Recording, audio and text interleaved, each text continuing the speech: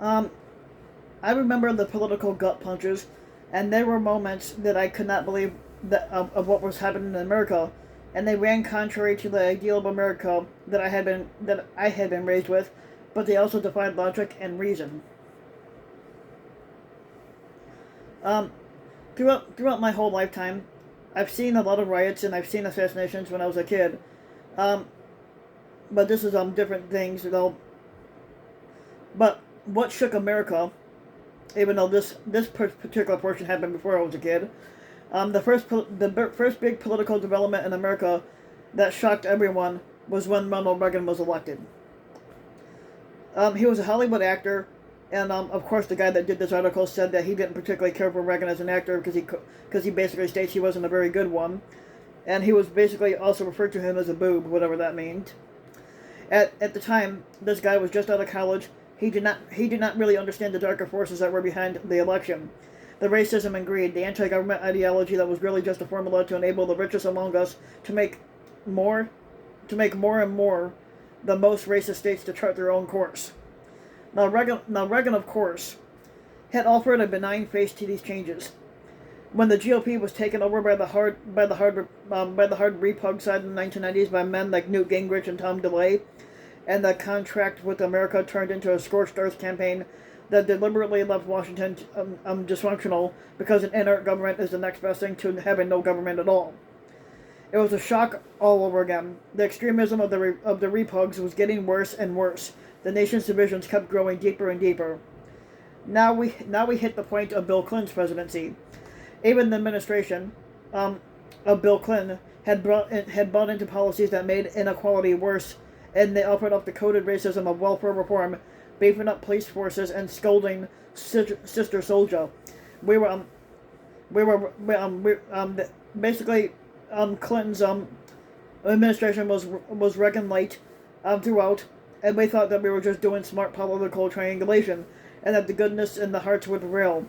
And then when they undid the Glass-Steagall and passed the Telecommunications Act that laid groundwork for the rise of monster tech, the behemoths that would, alongside Wall Street, come to dominate in the new age of robber barons in America.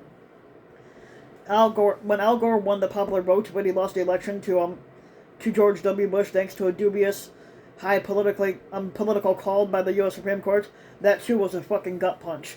When Bush and Cheney and company embraced torture and rendition, and they waged a war of choice that left hundreds of thousands of innocents dead and America's reputation worldwide in tatters, that was another fucking gut punch.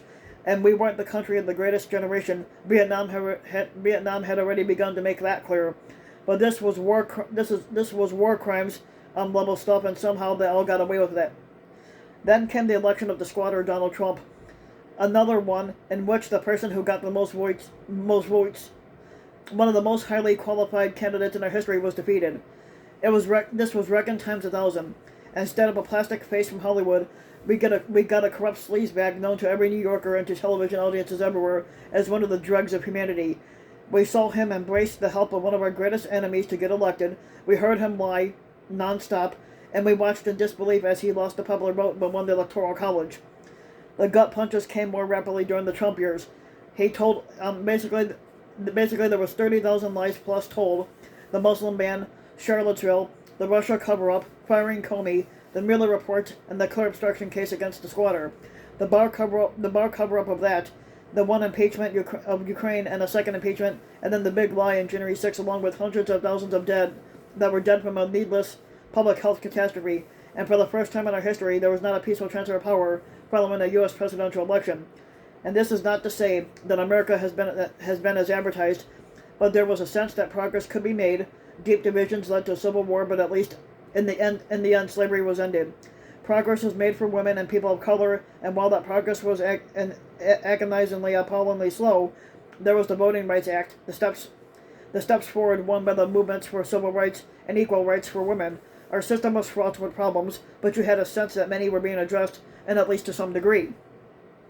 But the Supreme Court's Citizens United decision gave the check writers more power over the bill writers in Washington, and it equated money with speech, and it made a corrupt system even more corrupt and resistant to reform and progress. The Shelby County decision undid many of the benefits of the Voting Rights Act by prematurely declaring victory against racism in America, and the Senate refused to hold even an overtly corrupt, unpatriotic, dangerous squatter to account. The Republicans in the House defended his corruption and his attacks on democracy, and they added their own vileness and racism to the mix. The GOP effort to pack the Supreme Court has now turned it into an overtly political, totally untrustworthy body, an institution acting on behalf of a tiny American minority instead of the people that it was created to serve. Which brings us up to the latest gut punch.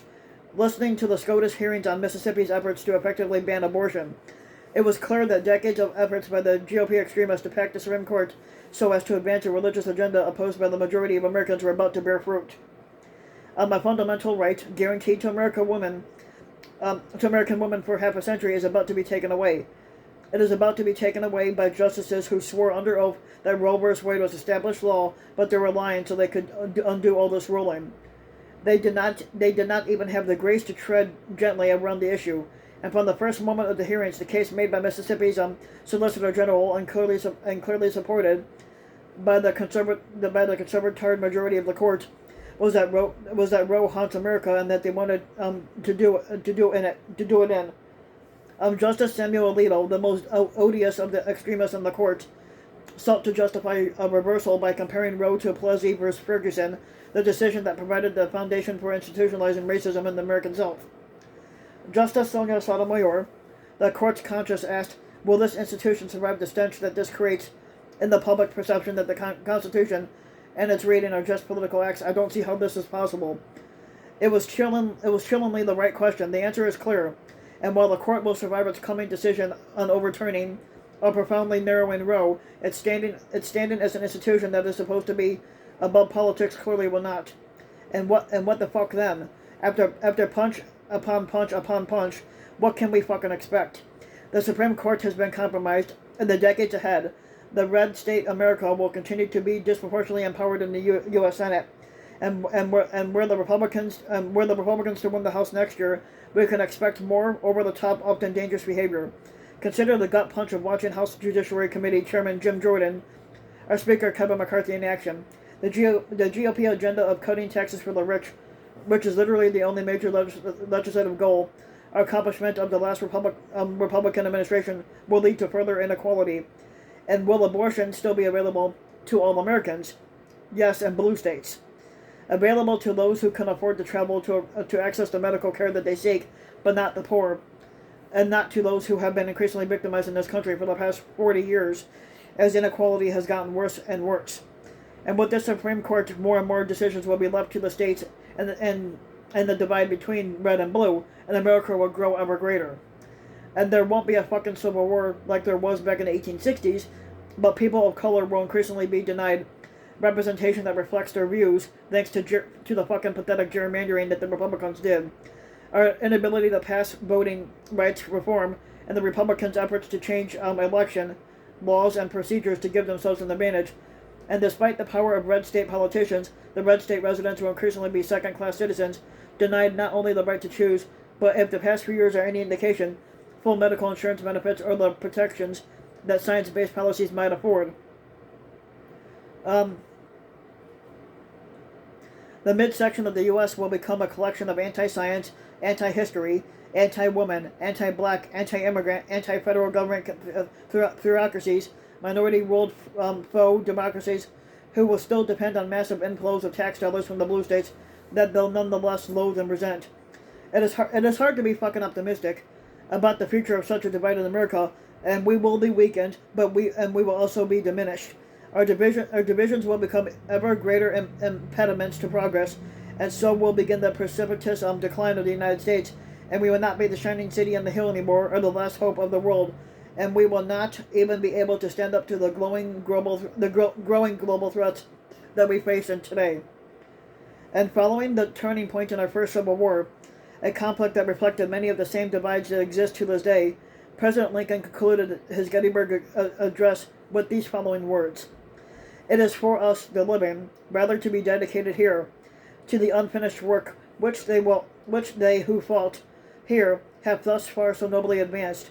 It is rather for us to be here dedicated to the great task remaining before us, that from these honored dead we take increased devotion to that cause for which we gave the last full measure of devotion, and that we here highly resolve that these dead shall not have died in vain, and that this nation, under God, shall have a new birth of freedom, and that the government of the people, and by the people, for the people, shall not perish from the earth. And that we have fucking failed in that assignment for the ultimate gut punch. We will be neither who we were, nor or who we hope to be. The answer is this. Having endured the shocks of the past 4 decades, we recognize the potential cost of this cold civil war, and we choose another path. One that rejects the divisions sought by the American right, and it takes the steps necessary to undo the damage that they are doing to our democracy.